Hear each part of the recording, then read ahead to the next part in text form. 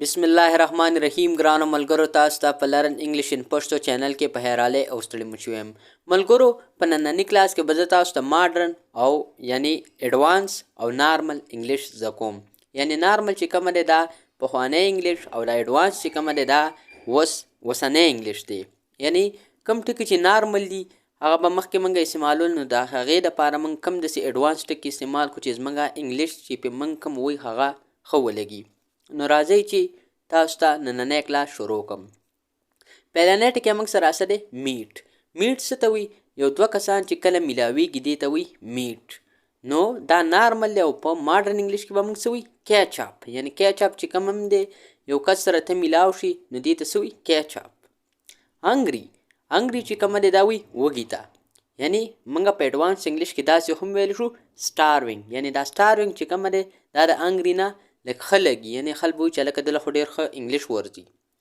ویری هیپي اور د مون یعنی ویری هیپي چې مطلب دی ډېر خوشحاله نو د ویری هیپي دپاره موږ په ایډوانس انګلیش کې یا په ماډرن انګلیش کې اور د مون هم استعمالولی شو ویری بیزي سویمپډ ویری بیزي مطلب څه دی مطلب ډېر مصروفه یعنی په کار وغیره کې چې سړی مصروفه یوزګار نه وي نو دې لپاره موږ په ایډوانس انګلیش کې څه استعمالو شو سویمپډ انګري غصه چې کوم کس هغې لپاره موږ څه استعمالو انګري نو په ماډرن انګلیش کې به ورته موږ څه استعمالو پیسټ اپ یعنی غصه ویری ټایرډ یعنی ډېر ستړی دا نارمل دی او دې کې ایډوانس انګلیش کې به دې لپاره موږ کوم ټکی استعمالو ایګزاسټډ یعنی ایګزاسټډ دا یو ډېر داسې ټکی دی چې مطلب دا یو خم لګي او دا ډېر خلکو له ورځي هم نه نو تاسو دا کلاس تر پایه پورې وګورئ انشاءالله دا ټول به تاسو زده کوئ فیل اسلیپ چې کومه دی دا مطلب سملاستل یا ډاډه وهل نو په ایډوانس انګلیش کې به موږ څه استعمالو ناډډ اپ ویری کولډ یعنی ډېر یخ په ایډوانس انګلیش کې به دې لپاره موږ څه استعمالو فریزینګ هری اپ څه ته وایي موږ وایي زر کوه یا تادي کوه کو ته چېرته بازار ته روان یې او بل کس ته مې چې هلکه زر راځه نو ته به ورته څه وایې هری اپ نو دې لپاره به موږ په ایډوانس انګلیش کې کوم ټکی استعمالو چاپ ګوډ لک موږ یو کس ته وایي چې هلکه تاسو نه چېرته یو کس ځي یو کار له او مطلب تاسو ورته وایي چې مطلب دا کار دې ستا بختور شي یعنې ته دې پکې ښه پرفارم وکړي نو دې لپاره موږ استعمالو ګوډ لک نو په ایډوانس انګلیش کې ورته موږ داسې هم ویلی شو بریک ا لیګ ویسټینګ ټایم چې کومه د خپل وخت خرابول نو په انګلیش کې په ایډوانس انګلیش کې به موږ څه وایي فیفینګ اراونډ یعنی خپل وخت خرابول لکی قسمت یعنی لکی قسمتي یعنی موږ ویل که دا کس ډېر قسمت والا دی ښه قسمت دی نو دې ته موږ څه وایي لکی په ایډوانس انګلیش کې موږ دې ته څه وایي جیمی یعنی ښه قسمت والا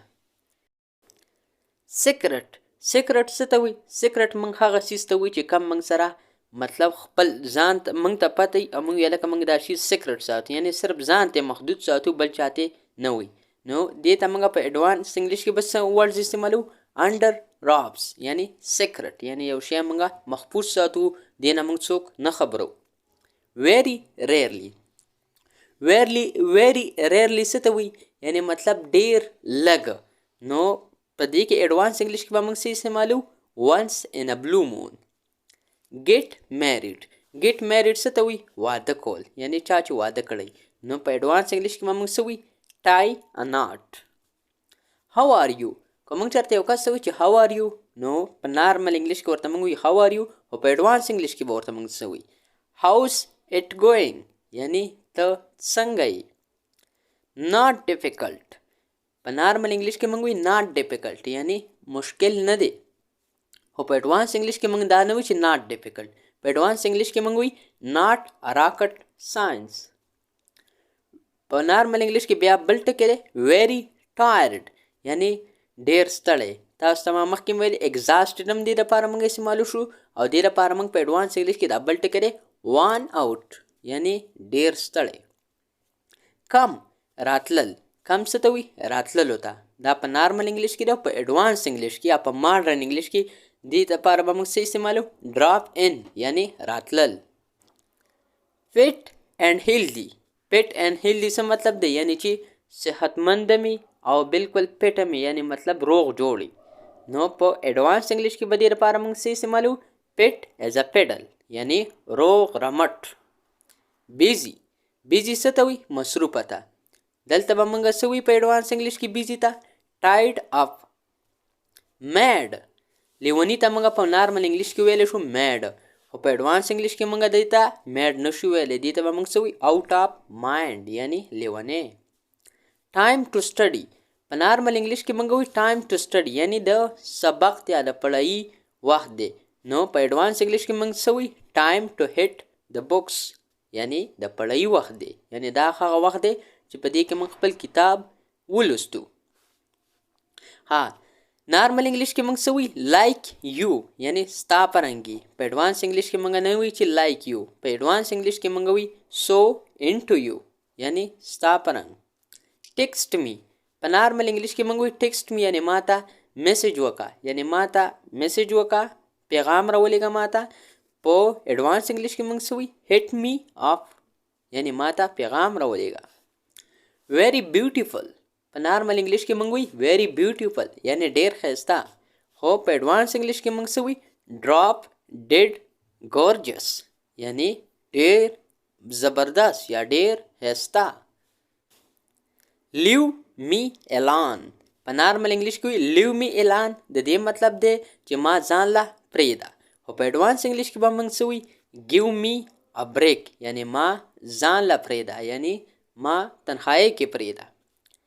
ایټ فوډ په نارمل انګلیش کې موږ وایي خوراک وخوره، نو په انګلیش کې ورته وایي ایټ فوډ. په ایډوانس انګلیش کې به موږ څه وایي؟ هیو ا میل یعنی خوراک وخوره.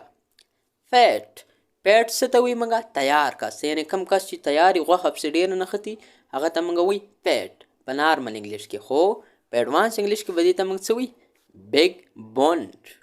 بیګ بونډ یعنی مطلب تیار. سکیرډ سکیرډ څه ته وایي؟ مطلب یو کس چې کله ویریږي دې ته موږ سکیرډ ویلی شو، او په ایډوانس انګلیش کې به دې ته موږ څه وایي؟ کولډ فیټ یعنی ویریدونکی یا ویریدلی. ها ویری کاینډ ډېر مهربانه یعنی کم کس چې ښه اخلاق وغیره ښیي یا خلکو سره ښه کوي، غریبانانو سره، هغه موږ ویل لکه دا ډېر کاینډ کس دی یعنی ډېر مهربانه کس دی. نو په ایډوانس انګلیش کې موږ دې لپاره څه استعمالو؟ هارټ اف ګولډ یعنی داسې زړه ورڅه دی لکه سونا. آسک یو ا کوېسچن یعنی مطلب تا نه یو تپوس کومه، په نارمل انګلیش کې به موږ وایو آسک یو ا کوېسچن. په ایډوانس انګلیش کې به موږ څه وایو؟ پیک یور برین یعنی تا نه یو تپوس کوم. ټایم ټو سلیپ یعنی ټایم ټو سلیپ په نارمل انګلیش کې موږ وایو دا د اوده کېدو وخت دی.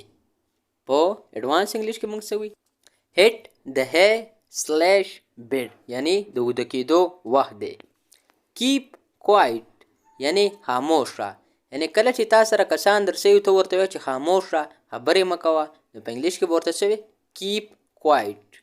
او په ایډوانس انګلیش کې ورته داسې به ته نه وایې چې کیپ کوایټ، په ایډوانس انګلیش کې به ورته وایې زپ یور لپس یعنی خاموش را خبرې مه کوه. ها ملګرو دا ټایم ټو سلیپ کیپ کوایټ دا خو ما په بل سلایډس کې وکړو، نو تاسو دریم نمبر ټکي ته راشئ. په دې سلایډس کې لیزی لیزی څه ته وایي؟ لیزی هغه کس ته وایي ناراسته، یعنی څوک چې کار وغیره دا څیزونه نشي کولی، نو دغه رنګې کس ته موږ په نارمل انګلیش کې وایي لیزی، او په ایډوانس انګلیش کې ورته موږ څه وایي؟ کوچ پوټیټو یعنی ناراسته کس، یعنی داسې کس چې هغه بالکل کار وغیره نشي کولی.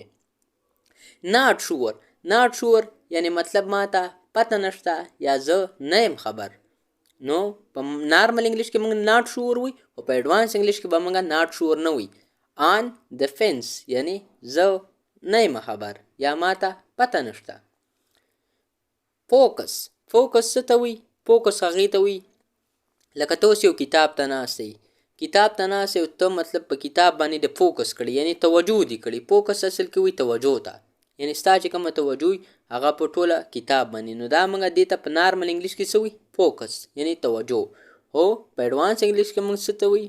کیپ یور آی یعنی خپلې سترګې چې کومه دی په یو څیز باندې ساتل، یعنی یو څیز باندې غور او سوچ فکر کول. ملګرو دا و نننی کلاس زه امید کوم چې تاسو به د دې کلاس نه ډېر هر څه زده کړئ. ملګرو که چېرته تاسو دا یا کلاس یو ځل کتلی نو دا بار وګورئ ځکه چې دې کې دا کوم ورډز دي دا موږ په نارمل انګلیش کې چې کوم ورډز استعمالو هغه به موږ زده کړو، په اډوانس انګلیش کې چې کوم موږ استعمالو نو هغه به موږ زده کړو. ماډرن او نارمل انګلیش زده کولو پیدا موږ ته بسئ. اکثر کو تاسو کتلی نن سبا چې کم خل اډوانس انګلیش وایي نو که چېرته تاسو هغوی انګلیش وایي تا ته وایي چې بریک ا لیګ نو تا ته به پته نه لګي چې د دې مطلب څه دی. د بریک ا لیګ مطلب دا دی ګوډ لک، یعنې ته چېرته یو کار ته روان یې او تا ته یو کس وي چې خدای پاک دې په دې کار کې کامیاب کړه نو دې لپاره موږ استعمالو بریک ا لیګ. نو کله کو چېرته تاسو څوک اډوانس انګلیش وایي نو تاسو له به بیا هغه هم درځي. نو ملګرو داسې قسمه کلاسونه ډېره ښه وي. دغې کلاسونو زده کولو لپاره زموږ چینل سبسکرایب کړئ. زما په چینل کې نورې هم ډېرې ښې ویډیوګانې دي هغه هم تاسو کتلی شئ او د خپلو ملګرو سره هم شریکولی شئ. ملګرو دا و زموږ نننی کلاس چې پای ته ورسېدو. انشاءالله تاسو سره به په یو بل نوي کلاس کې ملاقات کیږي. تر هغه وخته پورې ما له اجازت راکئ. ما په خپلو دعاګانو کې یاد ساتئ او د خپل ځان هم ډېر خیال ساتئ. د الله په امان.